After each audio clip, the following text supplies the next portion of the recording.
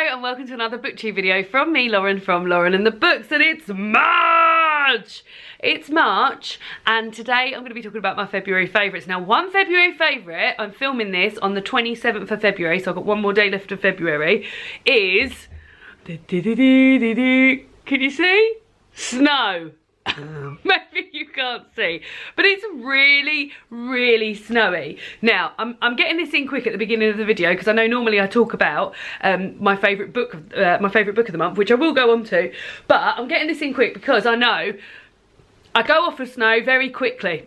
As quick as it arrives, I go off of it. So at the moment, it looks beautiful. We live next door to a church, so that is just beautifully dusted in snow. The roads and everything are slushy and rank, and the disruption hasn't been too bad. So it did take me 2.5 hours to get to work this morning. Ugh. But luckily my dad works at the same hospital that I work at, and he is in charge of making sure that the site is sort of accessible and gritted and things like that, so he will get in whatever it takes. So I know that by getting a lift in with him, I'm going to get into work. So it took 2.5 hours to get into work, and we left a little bit earlier than usual to sort of miss any traffic, because apparently it's supposed to be really, really bad, but we've missed it all. I had the quickest journey home ever, and I know that tomorrow it's going to be -7, and it's going to freeze, and that's going to be icy, and that's when I'm going to stop enjoying looking at it. So let's get it quickly. I've been enjoying the snow, and it's just been nice. It's just so pretty. It's really pretty when it's not slushy and dirty. It's really pretty. So yeah, snow is one of my favourites today, potentially not tomorrow, or even by the time you're seeing this video. But anyway, I will go on to talk about my favourite books for the month. So my favourite book for the month, because there is one, but I feel like the other one really contributed to how much I love that book, and just as a twosome, they really work together well. So, firstly, it is Big Bones by Laura Dockrill, and I've also got Eat Up by Ruby Tandoh. Together, mwah, they're a wonderful pairing. So, I'll start with Big Bones by Laura Dockrill. This is a YA book about a young girl called Bluebell, or BB, which also stands for Big Bones. Now, she is a 16-year-old body confident goddess. I needed someone like her. I need her now, and I needed her even more when I was younger. And she suffers from asthma and goes to the doctors and is told by the nurse there that she needs to lose some weight. She didn't want to lose any weight, but she needs to keep a food diary. So she keeps a food diary, and this is her food diary. This is a proof copy. And this is set into chapters about what she's eating, and then a sort of memory or something that's happening at that time. So let's have a look. Toast was one of them, Mars bar, cauliflower cheese, and I just adored this. I loved Bluebell. I thought she was amazing. I loved the relationship with her sister, and with her mum and dad, and with her friend, and I just feel like she is an incredible character. I really, really loved her, and it made me laugh, and this is going to stay with me for a really long time, and I already can't wait to reread it. I love it, I love it, I love it. Mwah, like, the best YA book I've read, like ever, I would say, absolutely ever, and loved it, and really, really loved it. Can't say loved it anymore. Really, really loved it. This is out on International Women's Day, the 8th of March. So if this is not hype enough for you to get it, then get it. I'll put a link down below if you want to pre-order it. But absolutely loved it. But then alongside that, I also read Eat Up by Ruby Tandoh. This is a non-fiction book written by Ruby. Ruby is so I know Ruby from the Great British Bake Off, which is a baking show in the UK. If you haven't heard of it, where you been? She came runner-up a few years ago, and this is her take on eating, and how there's someone outside shuffling, so how you should be able to just basically eat what you want, and just your people's relationships with food. And I loved reading this. This has got got memoir aspects to it. So there's cookbook bits in there, there's non-fiction information. It just had everything that I wanted in a non-fiction book about food. And just reading these two together, which I was doing just accidentally, like literally, I got these both in the post around the same time, and I just picked them up together as it was February and I wanted to read books by women, and they just come together so beautifully. So as a gift sort of package, that is amazing. But loved them both desperately. 5 stars. Really, really, it just best books I've read in, like, just felt amazing about them. I mean, come on guys, I'm giving you all my best drama feels. I'm gonna have a bit of a drink. More favourites for the month of February. So one favourite is, and I can't believe I've only just discovered this, and I'm 31 years of age, is bed socks. Now, I've had bed socks before. I know I've had bed socks before, and I've used them as sort of like slipper replacements. I've been sleeping with bed socks on, and this started when I went up to visit Simon and Chris at the end of last month, and I've had some of the best night's sleep of my life with bed socks on, just being so like warm on my little tootsies, and also not having to worry about Minnie attacking my feet, which she does do sometimes. I've just had such amazing sleep with bed socks on. Now, the pair that I actually love the most are currently in the car, because I took them around my mum and dad's house to wear around there, because the dog bites my naked feet, and they are red. They're from Marks and Spencer's, and they're fur lined and they're red, and Books in My Bag kindly sent them to me at the end of last year for the Saturday Book Sanctuary promotion box I got from them, and I love them. They're from Marks and Spencer's, and I saw them in the shops there over Christmas. If they still do them, I will link them down below. I wish I had them here to show you, but they are so soft and so lovely. But any bed sock, I'm not fussy really, they're my faves, but I've got them from Primark, I've got them from New Look, I've got them from Sainsbury's, those Marks and Spencer's one. Just a good night's sleep, really, really. I feel like I've cracked a really good night's sleep. It's all to do with a cup of chamomile tea, a bed sock, and a no phone time, which I'm about to lead on to. David and I have started doing this thing. We started it this month. I feel like it's getting a bit dark, and also that scraping's going really good. I'm not going to move that. Sorry guys, when I go to edit this, I'll be like, why on earth did I move that? You didn't need to, so I'm just going to keep it going. David and I have started on a Monday night. We take it in turns to pick a film, and we have, and this is going to sound so simple, but it really is so simple but so enjoyable. We have started not looking at our phones on a Monday night. So David gets home from work about 7, half 7. We pick a film, and then we start eating dinner whilst watching that film, and then we watch the rest of the film, and we don't look at our phones. And I know it sounds so simple, but it's so rare that I watch something on TV or talk to David, or even when I'm reading, I'm still like updating my Goodreads, looking at my phone, waiting for a text or something like that. So to have a sort of like 2 to 3 hour dedicated period of not looking at our phones and really concentrating on a film has just been really, really lovely. I got the idea. One of the podiatrists I work with at work says that her and her husband and their 2 kids have a no screen night, which I feel like is obviously very similar to this, but they play like board games, they listen to a radio play on the radio, they listen to the radio all night, they read and things like that, and I was like, that is just lovely. So David and I have sort of started that with a no phones film night on a Monday, but I feel like it will probably extend to sort of like a no screens night at all. But love it. Do any of you guys do it? Because if you don't, I really would recommend it. Even like just to watch a film and really concentrate on it. It sounds so stupid and so simple, but I really, really have valued that time just by just sitting, and even, yeah, it's just been lovely and really, really nice. And just knowing that the phones are next door in our bedrooms, and we're not looking at them and stuff. So in our bedrooms, like we've got separate bedrooms, in my bedroom and in David's bedroom. But yeah, I really have valued that, and I'd be interested to hear if any of you guys do that, or if any of you guys do a no screens night and things like that. So yeah, really, really have been enjoying that very much.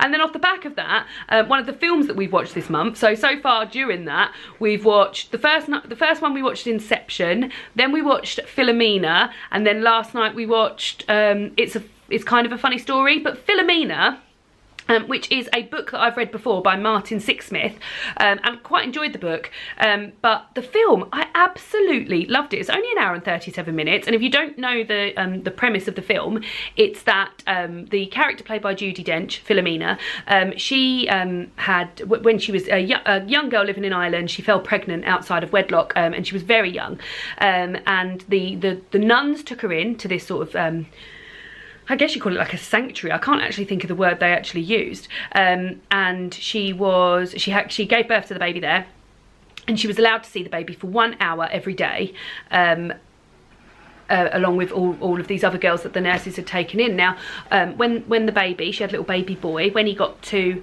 about 4, he got adopted by an American family, and they didn't tell her anything about this. And basically, the next thing she knew is that the boy had been adopted, and she didn't know anything about, like, and she had no lead, so she didn't even know he'd gone to America or anything, and she just spent her whole life heartbroken about this, but and would go and see the nurses, the nuns, and things like that, and they'd fob her off constantly with tea and cake and things like this, and she sort of comes across a journalist, an ex-BBC journalist called Martin Sixsmith, who's played by Steve Coogan. Heart eyes, because I really fancy Steve Coogan. And yeah, he thinks there's a story in it. He has to be sort of cajoled into it a bit, but he thinks there's a story in it, and decides to go on a sort of hunt for her son, and that's what the film's about. And it's touching, and it's funny, and it's like horrifying, and it's just everything. David and I both loved it. We both said it was the best film we'd watched this year. I since have seen another film which I'm about to talk about, which I think might be the best film I've seen this year, but we both really enjoyed it. We really loved it, and like I said, I read the book and found the book and enjoyed the book's probably the wrong way to go about it. Like I don't know if I gelled with the writing of it, but I certainly thought it was an interesting and interesting story, but the film was just amazing. Judi Dench is amazing in it, and Steve Coogan, as I said, Heart Eyes, is amazing in it. So yeah, really enjoyed that. But my favourite film that I've seen, I went to the cinema on Friday with my cousin Laura. Like I always say, my cousin Laura, like her name isn't Laura, she's my cousin Laura, capital M. And we went to see Ladybird at the cinema, which was lovely. We went to Blue Water Cinema, which is a big, like the nearest shopping centre to me. And we went in, we didn't even know we were doing this. We went into, we bought our tickets, and when we went into the cinema, it was this big, massive, brand new screen, like brand new, smells new, with massive armchairs in it, reclinable armchairs, and loads of room. And we just had the most, I can't believe neither of us fell asleep. It was really lovely temperature in there. I had a little scarf over me. We were leant back. Oh, it was gorgeous. And we saw Ladybird. So without even talking about the film, the experience itself was wonderful. And Ladybird was such a good film. I watched it like just every moment I adored. I really love Saoirse Ronan, and I just thought it was amazing. And it's a coming-of-age tale about Saoirse's character, who's called Christine, or she goes by Ladybird, and her sort of yeah, coming of age, and her relationship with her mother, and her finding boyfriends. And she was just such a lovable character. I really love Ladybird, and I feel like this is going to be a film that I'm going to go back and I'm going to really watch all, like, many times. I honestly think it's one of my favourite films I've ever seen. I really adored it. I really did. I really loved it. So yeah, I just want to just give it all the Oscars. And I've never seen a Greta Gerwig film before in my life, and I am definitely going to be checking out some more of her films. Maybe on a Monday film night, David, if you're watching this. Spoilers, might be some Monday film nights coming up with Greta Gerwig films. What you doing down there, Minnie, scratching yourself? You been a naughty girl? She is being a naughty girl. And then what else have I got? Oh, three more things. You're being so cute, Monty. Bye. 3 more things. So at the beginning of the month, my friends Emily, Jenny and I went to watch Dreamgirls at the Savoy Theatre. Emily, Jenny and I last Christmas 2016, decided we're going to scrap presents, and what we're going to do is in January or February we will go to the theatre, the 3 of us, in London, and just have a day going to the theatre, going out for dinner, having a lovely time. So last year at the beginning of the year we went to see Wicked, and this year we went to see the Dreamgirls. I didn't know anything about the storyline. I knew there was a film of it and that Beyonce was in it, and that song was sung by Jennifer Hudson.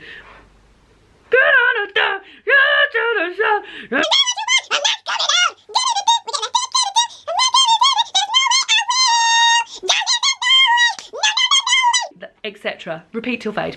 And it was amazing. It was really girl power. Really loved it. It was about female friendship and like girls doing it for themselves, and just the music was amazing. The girl who played Effie had the most amazing voice ever. That song that I've just murdered there, her version of it, she must have been knackered afterwards. She put every drop of herself into that song. She just absolutely went for it, and it was amazing. Yeah, it was amazing to see, and I can't believe she does that twice a day. I actually can't believe it. It was amazing. I really loved it. I really want to watch the film now as well, but just thought the storyline was great, the costumes were great, the setting was great, the singing was great, the cast were great, just everything was really amazing about it. Really loved it. Another experience just this weekend gone, my dad, my sister and I went to the Harry Potter and the History of Magic exhibition. that's what my sister and my sister and I got my dad for Christmas, and I feel like he really enjoyed it. One of the cutest things was that when we got the train, he hadn't been on a train for 25 years. So he's lived quite a sheltered, driving himself around life, and just hadn't been to London and seen London, I guess, as anything other than oh, let's go to it. Like, we used to go to a lot of museums when we were younger, but aside from that I really don't think he's done much in London. So it was really cool. Like, we went to the British Library first, went to the Harry Potter exhibition, which was lovely. Sadly it's closed now. I think the last day was yesterday, so the 28th. And then we went to the Welcome Collection, we had lunch in there, we went in some bookshops, we went to Mina Lima. My dad's a super big Harry Potter fan, obviously, otherwise we wouldn't have taken him along to the History of Magic tour. Mina Lima, we had a really nice time there. We went to a bakery, one of my favourite bakeries, which is Fabrique, which is just across the road from the Harry Potter and the Cursed Child Palace Theatre. And yeah, it was just a really lovely day, and it was really, really nice to spend some time together, me, my dad and my sister, and just, yeah, really enjoyed it. Really had a great time. And if the Harry Potter and the History of Magic tour goes on, and History of Magic exhibition goes on tour, which I suspect it will, I would definitely make an effort to go and see it, because it was just magical and wonderful. One of my favourite bits, not to spoil it, and this isn't spoiling it, they have a section of it called Past, Present and Future, and you could see all the different Harry Potter covers from all over the world, and I just love that bit. I could have stayed there looking at those for ages. Like, that was that's like literally the last thing you see, and I was just there for ages, just staring at them. So yeah, when I was there, I was just thinking, wouldn't it be an amazing job to curate something like this, to curate a Harry Potter exhibition? Yeah, it was just wonderful. I don't really want to give many spoilers away in case it does tour, but it was just really, really great. Two more things. One thing is a song. Obviously it's been February this month, and I've been really celebrating women and women authors, and just watching films with women in, and just having a wonderful time. And one of the songs that I've been listening to constantly this month is Kesha Woman. Now, I'm not the biggest Kesha fan. Like, not that I dislike her, but I've just never really listened to any of her songs. And I found a playlist which had 25 great feminist hits. I think it was on like Spotify or something like that. And one of them was Woman by Kesha, and it is just so freeing. I mean, it's got a few swear words in it. It's just so freeing and like celebratory of women, and I just felt wonderful listening to it. I've listened to it over and over again this month, and yeah, I love it. I really, really love it, and I would urge others to listen to it. I haven't listened to any of the other songs on the album. Is the album worth listening to? If it is, what songs are worth listening to it on there? But yeah, really, really loved Woman by Kesha. And the last thing is, and you've probably seen this jumper in so many videos, but it's this bloody jumper. I love it. It's from, of all places, the only places I get my clothes, Sainsbury's. I have worn this so much throughout throughout the month, and it is just so bright and so vibrant and makes me feel so happy when I'm wearing it. It's really lovely. I can't really show you, but it's scalloped at the edge. I'm not going to untuck it. I've got it on with dungarees today. I look a bit like a minion actually, don't I? But yeah, it is, it's just so warm and lovely, and really nice, like thin knit, but still very warm, bright, soft. I love it. I think it was like £18 in Sainsbury's, and I got it on a 25% week off, 25% weekend off. So it was really, really cheap. I don't know what that is. I can't be bothered to work that out now, but yeah, it was cheap, and I just love it. And it just, yeah, it's just bright and it cheers me up, and I adore it. So yeah, very, very much been enjoying this bright yellow jumper. So those are my favourite things from the month of February. What have you guys been enjoying in February? Would love to hear from you, and yeah, I'll see you all again soon for another BookTube video. Goodbye.